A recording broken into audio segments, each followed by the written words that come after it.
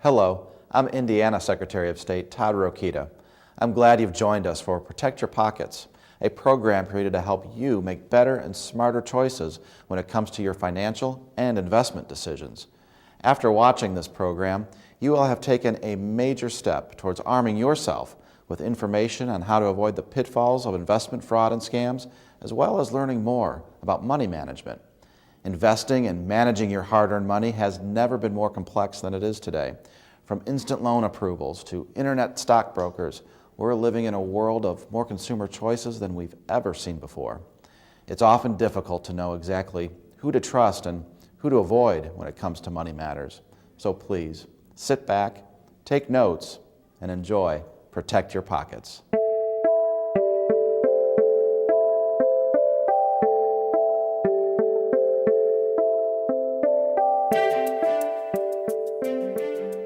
Hi, thank you for joining us today. My name is Bethany Derringer, and I'm the Director of Investor Education for Indiana Secretary of State Todd Rokita. The Secretary has 3 different divisions in his office: the Securities Division, Business Services Division, and the Elections Division. The Investor Education program is based out of the Securities Division, and we were actually formed about 2 years ago in 2006 with a goal to educate Hoosiers on how to better protect their hard-earned savings.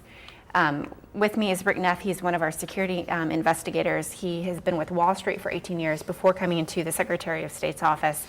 So he has brought quite a bit of wealth and experience to the office and leading a lot of our investigations on our securities fraud cases. Americans lose an estimated $300 billion each year to white-collar crime. A couple years ago, this number was $65 billion. This number has dramatically increased to 65 to 150, all the way up to $300 billion. It obviously shows that white-collar crime, let it be investment fraud, identity theft, is a real issue, and it needs to be addressed today. Every year, this number does grow. I'm actually amazed by the amount indicated here. And as probably a lot of people, you wonder, is this just a number that's thrown at a dartboard? And well, prior to coming here, I got on the internet and I Googled investment scams, newspaper articles, and in about 45 seconds, I came up with several. The first one here is about a $2 million scam in Colorado, 9 victims. Another one was out of Georgia, close to $3 million taken from investors in Georgia. In Texas, we have an individual here who, to church members, was known as Jesus because of his humanitarian efforts in the Hurricane Katrina situation. He stole from church members over $7 million. In Idaho, a man was convicted in a scheme that cost investors $88 million. Canada just did a survey, and they estimate in 2007 over 1 million Canadians were victims of investment fraud. And just today, out of Paris, France, an individual has been accused of stealing over $7 billion from investors. And recently, right here in Marion County, 2 individuals were indicted on securities fraud charges after an investigation by our office and the Marion County Prosecutor's Office, where we have alleged over $27 million has been stolen. Just those number itself shows that this is obviously a real issue, and why we're taking the initiative to address you now on how to better protect yourself and your hard-earned savings from white-collar crime. Purposely for us, securities fraud. What is a security? A lot of people think they're not 100% sure what a security is, and this is actually a question that we get in our office quite often. It is an investment, something that you expect some type of return for. You're not going to put money into a security that you're not expecting to get any money back in return. A lot of people like investing because it's making money without doing a lot of work. You might have heard the phrase free money, earn free money. That's pretty much associated with this topic. There's always the potential to lose money when you're investing money. There's never a guarantee that you're going to get your money back. We've seen lately the stock market going up and down. I mean, just those numbers itself, you're never guaranteed to make any money. Obviously, with securities, there's different levels of investments, and each level of investment carry a completely different level of risk. If you have a stock or a bond, it's not going to be as near as high of a bond rather. If you have a bond, it's not going to be as near of high of a risk as if you actually have a stock that's out on the stock market. That's going to be a much higher risk to you. Investments are, in the state of Indiana, regulated by the SEC and locally by the Indiana Secretary of State's office. If there is an investment in the state of Indiana, it must be registered with the Indiana Secretary of State's office Securities Division. Some different examples of different types of securities that we deal with in our industry. There's stocks, your traditional on the stock market bonds.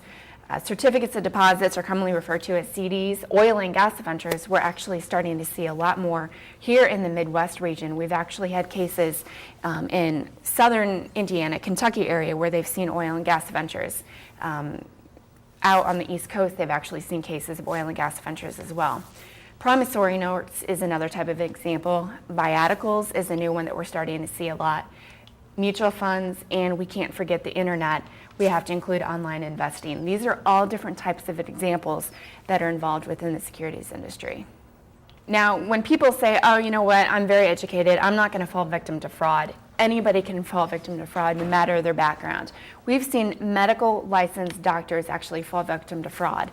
The secretary likes to tell a story of in all case, a very educated medical doctor called into the office and without thinking about it, gave away thousands of dollars, didn't ask for any background information on the investment that he was investing in, and ended up falling victim to a scam. A medical doctor, someone who is highly educated. We've seen lawyers fall victim to fraud, teachers, college students, business people, the retired and elderly. And we like to focus a lot because a lot of the fraudsters really like to focus their attention on the senior citizen community because they see that they're easy victims. Several years ago, I actually received a call from not just a lawyer, but a lawyer schooled in securities law who fell victim to a securities scam. Nobody is immune to fraud. Anyone can become a victim. The question is, why are all these people falling victim to fraud? What is going on that they're actually falling victim to fraud? A lot of it is they have a lack of financial awareness. They do not have a sound financial background, so they don't know what is right from wrong. They just were not educationally trained to be aware of a lot of these situations.